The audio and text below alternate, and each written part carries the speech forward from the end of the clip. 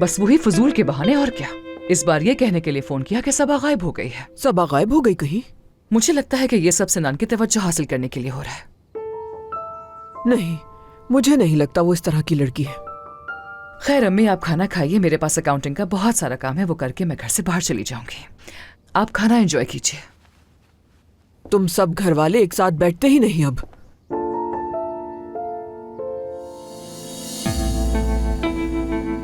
चली जाओ, तुम भी चली जाओ।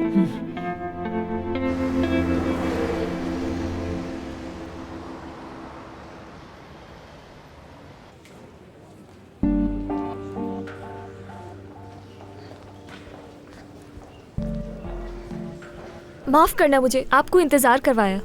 तुम वो ले आई ना जो मैंने कहा था तुमसे? ये लीजिए। सिक्योरिटी मैनेजर अपने रूम में नहीं था, इसलिए असिस्टेंट से ले ली मैंने।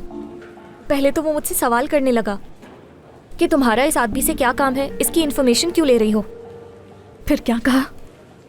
करीम साहब ने भेजा है मुझे, बस फिर मिल गई। मुझे मालूम था कि हमारे पास फारूक की मालूमात जरूर होगी।